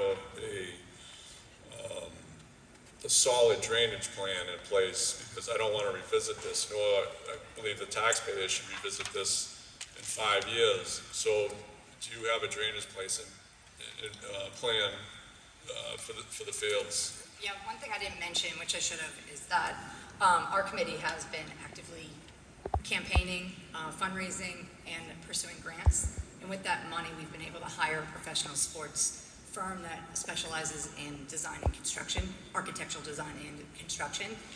They are here tonight if we need any technical questions answered. I don't want to muddy the floor, but we do have, I had slides, but there was a slide that did pertain to the drainage for the varsity field, knowing it's below grade. There is drainage that's going in the infield and the outfield. I think we're doing it at every 15 feet. So there's going to be drainage, and then that runs off. So we've already done civil surveys on the land. We've already designed up a plan, and it has a huge attention towards drainage. Okay, I mean, I wish I was apprised of this prior to the meeting. It's been at every meeting. Could we get a rundown in regards to the drainage so I get an idea of what it is right now? As well as the cost. Is that the answer you're going to have? No, what the plans are. You said you had some engineers here. There's a slide too. There you go. That shows you the kind of drainage we're putting in. Did you have somebody here to explain it? I got the answer. Permission to speak? Sure. Good evening, Mr. Moderator. Mark Novak with Activitas. I'm the design principal that has been retained by the Marshfield High School Ball Fields Revitalization Inc. The drainage design for the field is going to be multi-layered. Right now, we're seeing the largest drainage issue in the infield and the foul territory in between the team areas and the infield. So what we're proposing to do in the design documents that are still fluid right now, we're developing them before we put them out to public bid.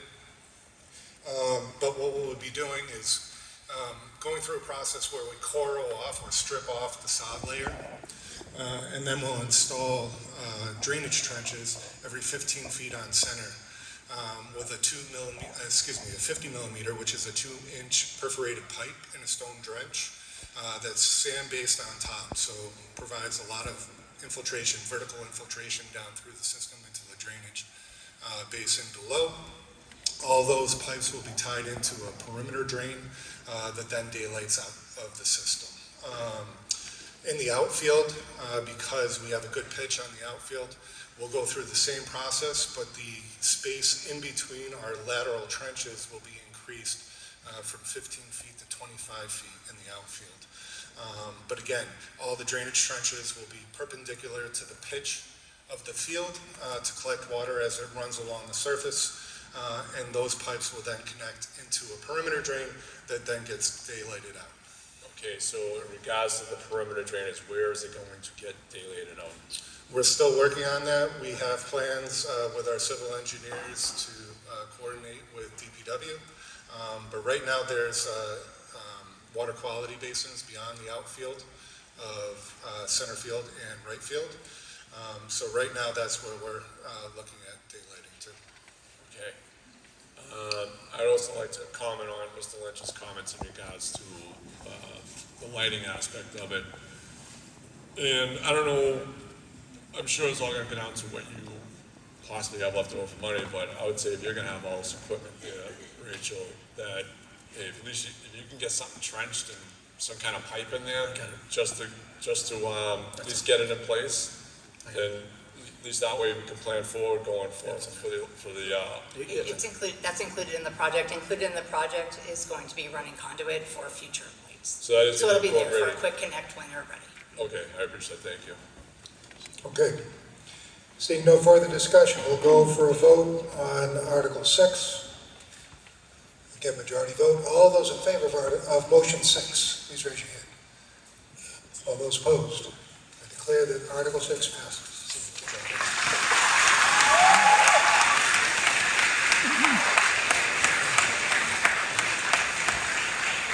Clarify that, say motion 6 of Article 12, just to make sure it's clear. So we're on motion 7. The Community Preservation Committee moves pursuant to Chapter 44B of the Mass General Law that the town vote to appropriate the sum of $350,000 to fund a contingency fund for capital improvements at Veterans Park as described in Article 12, Item 7 of the April 28, 2025 special town meeting warrant, and to meet this appropriation, transfer said sum from CPC undesignated reserve funds and said sums being expended under the direction of the Community Preservation Committee and the Conservation Commission. Mr. Campbell. Thank you, Mr. Moderator. As Mr. Moderator said, the town, we're looking for $350,000. We're recommending the town meeting. These are costs are for contingency. As many folks have seen in the center of town, the Veterans Park is undergoing a great makeover right now, and this funding will be used for changes in unforeseen conditions. They had anticipated getting a grant from the state. The state didn't get the grant, so the town will be funding any of these changes. And Bill Finn's here to answer specific questions.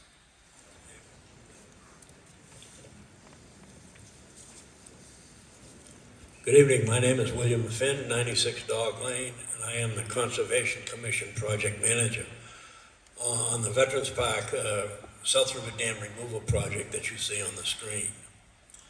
The next slide shows the project is currently financed by grant and town funds in the amount of $1,911,000. At the time of the contract award, the total project cost for construction, including engineering and consulting fees, was $1,896,735. This amount left a $14,000 contingency for construction change orders or additional services during construction. Last August of last year, the state denied the town a grant request of $650,000, which included a project contingency of approximately 20%, which would have covered issues like the following. The next slide shows the constructed river bypass channel change order, which was necessary to facilitate fish migration upstream while project construction proceeded in the dry restored riverbed. Another change order is depicted on the next slide. The willow tree on the north bank of the river collapsed into the channel and it had to be removed before other activities could proceed. The next slide shows two examples of change orders. Depicted on the left is a subsurface concrete foundation which was encountered during construction of the bypass channel and had to be removed. The right side shows the wall and floor of the water wheel sluiceway channel, which are both in need of repair and or replacement. Currently approved change orders equal approximately $69,000, and we anticipate additional change orders, but we do not know what or when they will amount to and when they will occur. This $350,000 contingency fund request will only be used as needed, and any unused funds will remain with CPC. That's all I have to say. Okay. Thank you. Discussion from the floor. Rear microphone. Hello? Joe Pasevich. When you say Mr. Moderator, when they say that the remaining funds unused will remain with the CPC, can I get some clarification on that? Will they then be available for use? Yeah, for all CPC projects, all right? If use the ball field at $1.27 million. If it comes in under 1.2, any funds that CPC recommends for approval that are approved by town meeting, if they're not used by the applicant for the project, they come back to CPC. Do they go back to CPC or do they go back to a designated portion of that? It depends who the fund, it comes back to CPC. If the funding's from open space, the money goes back to open space. If it's for historical, it goes back to historical. It goes into the bucket, comes out of. Thank you. Good. Seeing no further discussion, again, a majority vote on motion 7 of Article 12. All those in favor of motion 7, please raise your hand. All those opposed, declare that motion 7 passes. We're on to motion 8. Motion 8, the Community Preservation Committee moves pursuant to Chapter 44B of the Mass General Laws that the town vote to appropriate the sum of $100,000 to fund improvements at town-owned ball fields, including field reconstruction, fencing, screening, picnic tables, and shade as described in Article 12, Item 8 of the April 28, 2025 special town meeting warrant, and to meet this appropriation, transfer said sum from CPC undesignated reserve funds and said sums being expended under the direction of the Community Preservation Committee and the Superintendent of Public Works and general supervision of the Board of Public Works. Mr. Kidwell. Thank you, Mr. Moderator. As Mr. Jim said, we're asking the CPC is recommending a town meeting, $100,000 from CPA undesignated funds for town ball field upgrades. These would be done for capital field reconstruction, which they're talking about some at the high school fields. These would be used for other fields to upgrade them. Fencing and screening, there's some fencing and screening needed along the high school, along Forest Street. Folks know that fencing there, walls going underneath it, we're looking at some safety concerns here. Rockwood Road has some, Tower Ave, I believe, and there's other fencing throughout the town and the ball fields. Also, there'll be picnic tables up at the Marshfield Playground. Be some picnic tables added and shade structures throughout the town as well. Okay. Discussion from the floor, seeing none.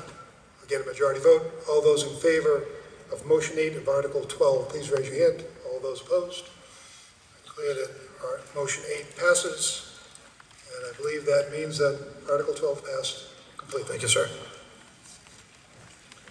That's our last item. Special, right?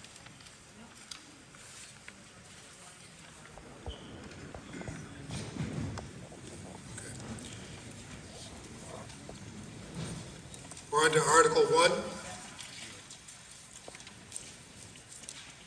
The Select Board moves that the town vote to appropriate the sum of $15,820.53 to pay unpaid bills from prior fiscal years as set forth in the chart under Article 1 of the April 28, 2025 special town meeting warrant, and to meet this appropriation, transfer $15,468.03 from free cash, the sum of $56.40 from wastewater retained earnings, the sum of $158.63 from water retained earnings, and $137.47 from solid waste retained earnings.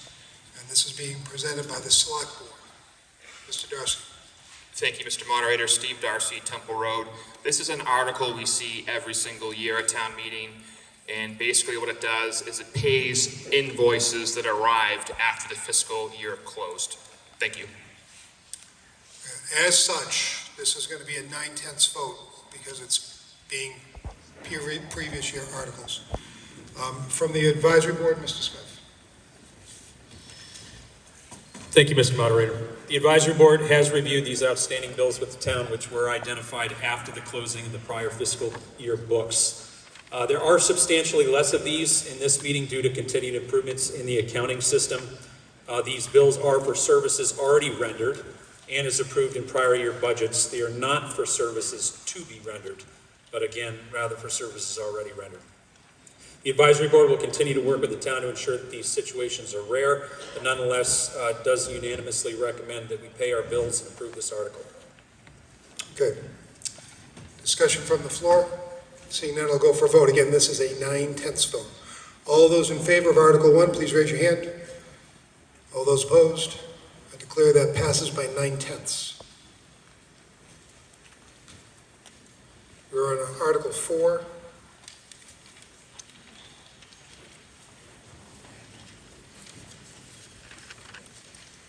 Article 4, the Select Board moves that the town vote to accept the provisions of Mass General Law Chapter 60, Section 3D, allowing the town to design and designate a place on its municipal tax bills or motor vehicle excise tax bills, or to mail with such tax bills a separate form whereby the taxpayers of the town may voluntarily check off, donate, and/or pledge an amount not less than $1 or such other designated amounts which shall increase the amount due, and further to authorize the establishment of elderly and disabled taxation fund for the purpose of defraying the real estate taxes of elderly and disabled persons of low income, and further that there be established a taxation aid committee consisting of the chair of the Board of Assessors, the town treasurer collector, and 3 residents of the town appointed by the select board for staggered terms of up to 3 years fixed to identify the recipients of such aid and make rules and regulations necessary to carry out the provisions of said law.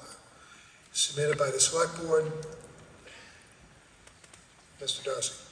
Thank you, Mr. Moderator. Steve Darcy, Temple Road. Article 4 would create an entirely voluntary process for folks to check a box on their tax bills from the town and elect to make a donation to a tax aid fund to defray property taxes for low-income, elderly, and disabled residents in the town of Marshfield. So again, it's entirely voluntary. You don't have to do it. Nothing changes for you if you don't check the box and elect a specific amount to make as a donation to the fund.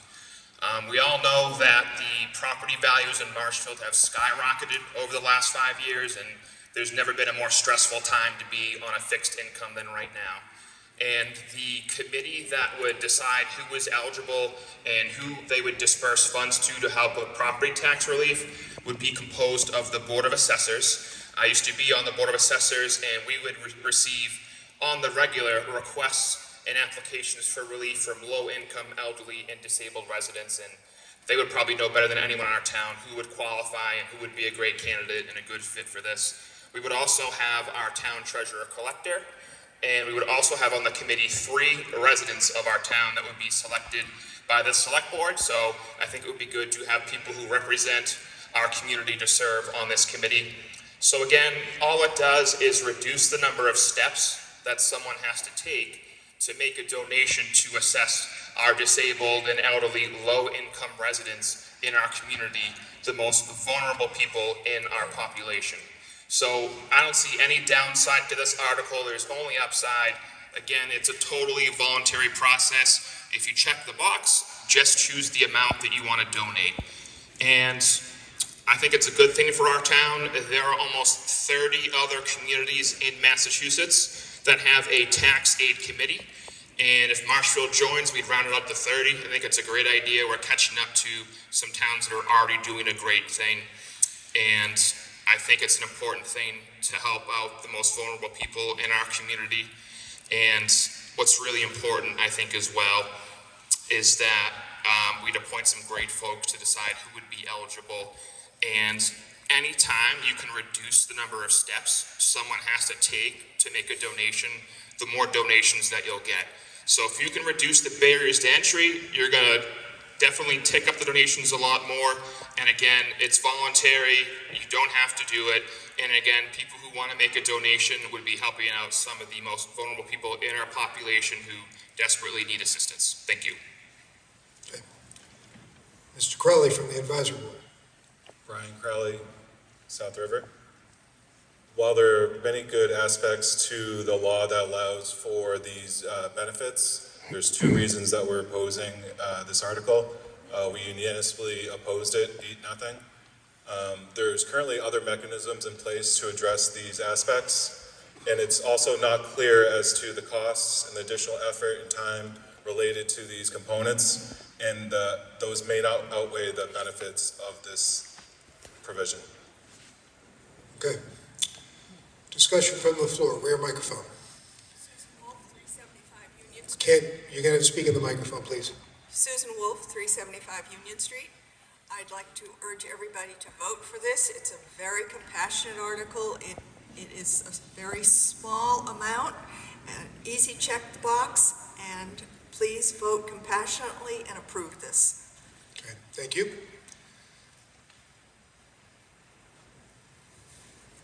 The Senate. Anne Marie Sinnott, Sinnott's Lane, also principal assessor for the town. Does this article only relate to real estate tax bills? Or would we be able to do excise? It would. Any tax bill. Any tax bill? Okay. Thank you. Okay.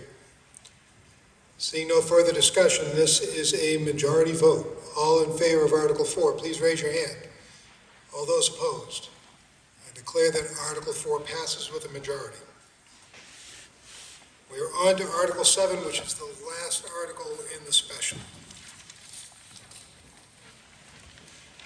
The Select Board moves that the town vote to rescind the prior authorization from the October 16, 2023 special town meeting, Article 8, by striking out item 22 labeled Complete Streets, Brant Rock Esplanade Traffic and Improvement Project, Phase 1 for $250,000. And this is being spoken to by Mr. Strobel or Mr. Moore.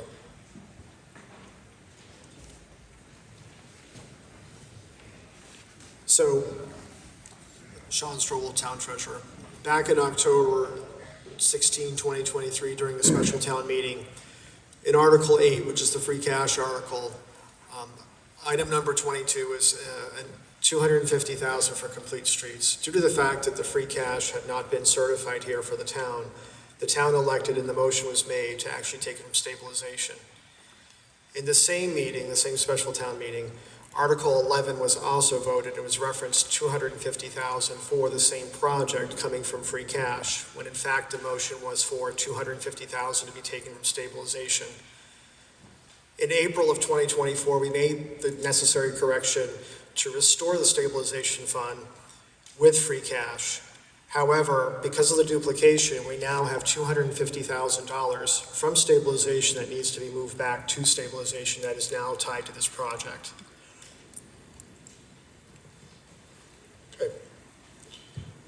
Advisory Board, Mr. Smith. The Advisory Board does unanimously recommend passage of this article.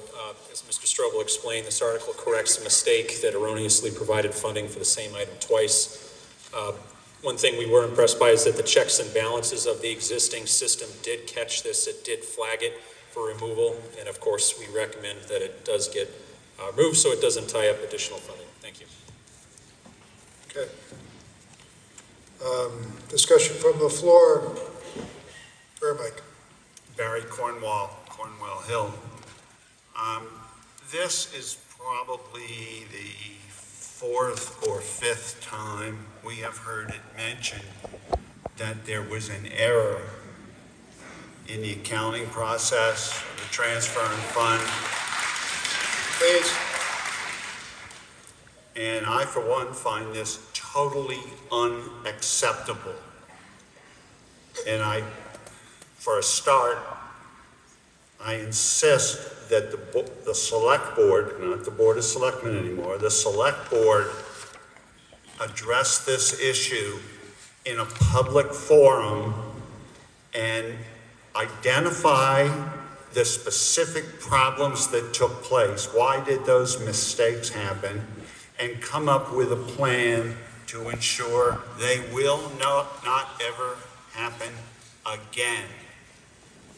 Going along with this, I have to point out that we've had major turnovers in our financial team, the treasurer collector and the town accountant. We're now, I believe, on our fourth set in the last 7 or 8 years. That too is a warning sign. Please, Select Board, take leadership and solve this problem. Okay. Name, please. Mike. Steve Lynch, 50 Central Street. So that means after all the budget has been figured, we don't know what the budget is, that's right. There's $250,000 extra that we can now add to the $710,000 that we owe South Shore VOTEC? I believe, if I'm not mistaken, this was a double billing, and it was... But the cash is sitting somewhere in the bank, right? But it was returning money to stabilization that was double appropriated. but it was accounted for in the last budget so that it was set aside. So is that money sitting there in the bank account somewhere, or is this just a make-believe number on the screen? So this is money that is sitting from the stabilization fund. This is not extra money or found money. In this case, it's $250,000 that was taken from stabilization. During town meeting, the townsfolk voted on both articles. This is a motion to restore, to return that $250,000 back to the stabilization fund. So that money is on the balance sheet, but it's not figured into the budget that you all screwed up and that we can't vote on tonight. So then you're gonna add that $250,000 to extra money we have, is that correct? No, that's not correct. The $250,000 is not part of the general operating budget. Okay, all right, I understand. So it's just a number on the screen. And I just want to say one more thing. This is not the place to have a town meeting. This makes it really hard. We should be having a town meeting over there. If you have overflow, they come over here. The seating arrangement is terrible. They have to get up and talk at the microphone. You have to look up over people's heads instead of sitting up at an angle. And it's hard enough doing town meeting as it is without having to be in this room. Thank you. Mr. Cleary.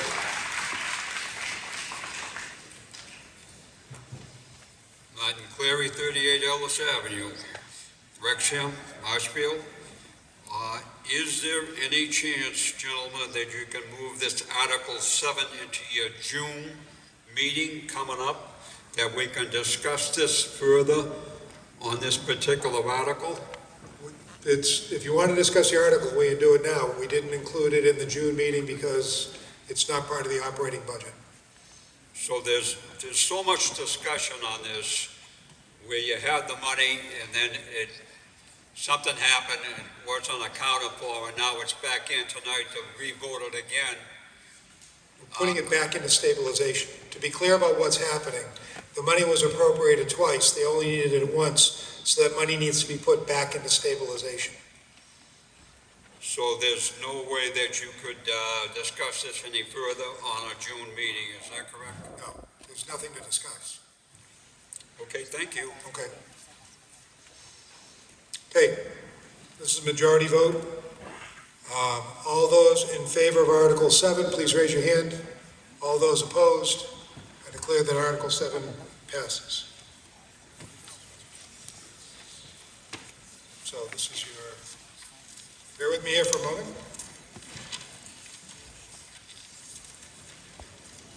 So what we need to do, our last operation business for the special town meeting is to recess the town meeting so we can discuss the financial articles in June.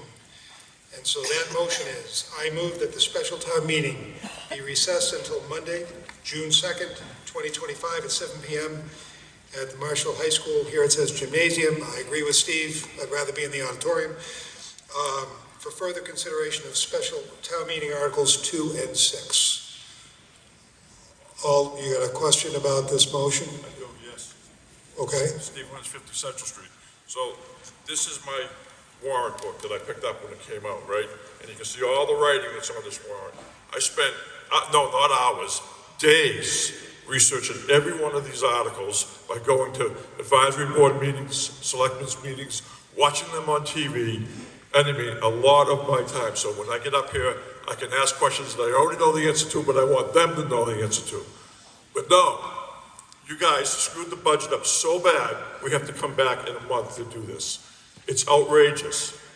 Your financial team is a disaster, and it's not fair to the taxpayers of Marshfield to have to do this. Thank you. Okay. So, I had moved, as I said in my motion, that we're going to recess the special town meeting until June 2nd. All those in favor, raise your hand. All those opposed, I declare that that passes. So we are now done with special town meeting.